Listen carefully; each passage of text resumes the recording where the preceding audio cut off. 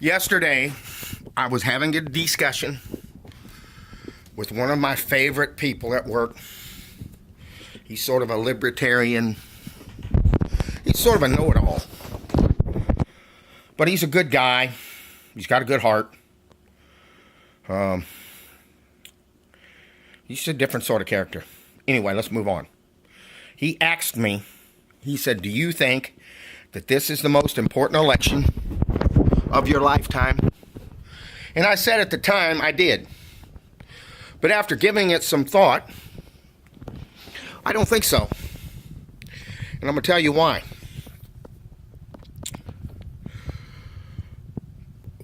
There was an old song back in the 70s that goes, what goes up must come down. Spinning wheels. That's what our situation is now.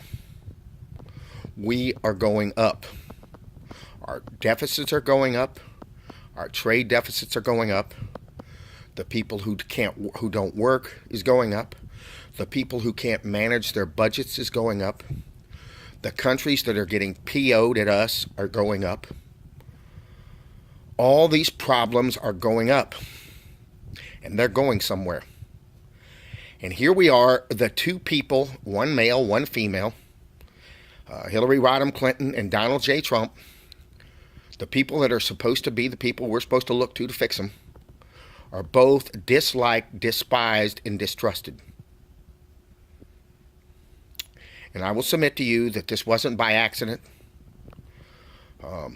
It's very clear who these big shots, these people who pay for these campaigns, can tell people who they think and spot who might be a potential winner.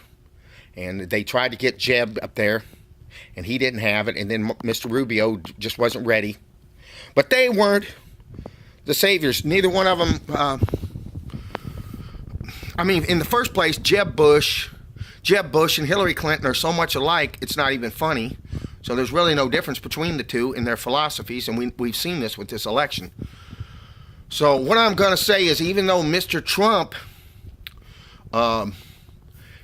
may want to change America and may want to do the right thing, he may want to bring jobs back, he may want to quit spending money like drunken sailors on wars that we're not winning, in his own view. I think wars that we shouldn't have fought, and he hasn't made that case very well, just about Iraq. Iraq, that was 15 years ago, and we've done nothing but start one war after another since then, and he hasn't mentioned them. In fact, he was vehement in his support of what happened to Gaddafi, in the murder of Mr. Gaddafi and the destruction of his country. The only thing he's concerned about is our own American lives, the 4 that were lost, and that's terrible. But there's a lot more to it than that. And he has spoke about the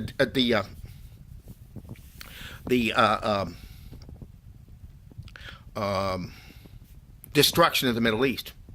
But in any case, why is it doesn't matter? Because the U.S. military, the security complex, all these people who finance the campaigns, and all these people, whether they be bankers, industrialists, whatever, the moneyed interest, own Washington. And they're going to keep owning it until it collapses. We're going to go in the direction of Britain. We're going to lose our empire. And we're going to lose our money, and somebody else is going to take up the mantle. I think we're going to have a period of chaotic years of nothing. And it's going to happen no matter what, because Mr. Trump doesn't have the intellect. He doesn't have the ability. He doesn't have the experience to go into Washington and fix it. He doesn't. He does not have the experience, and there's too many people who are going to subvert him. I just don't. I'm going to vote for Trump.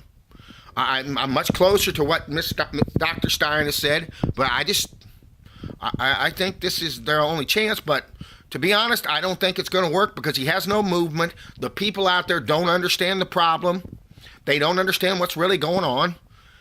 And they think it's because we're taxed too much and there's too much regulations, which is not the most serious problem. That's not what's going on. Okay? It's not taxes. It's not that. That's a part of the problem. And he hasn't enunciated the problem well enough. He hasn't enunciated the solutions. And he doesn't have the people, and he doesn't know the people to fix it. And this all is what has been, this has all been spelled out by Paul Craig Roberts. I'm pretty much going directly from what Mr. Roberts has said. So I think this is going to be business as usual, and I think it'll be business as usual as Trump gets elected. So I don't know why I'm sticking my neck out, because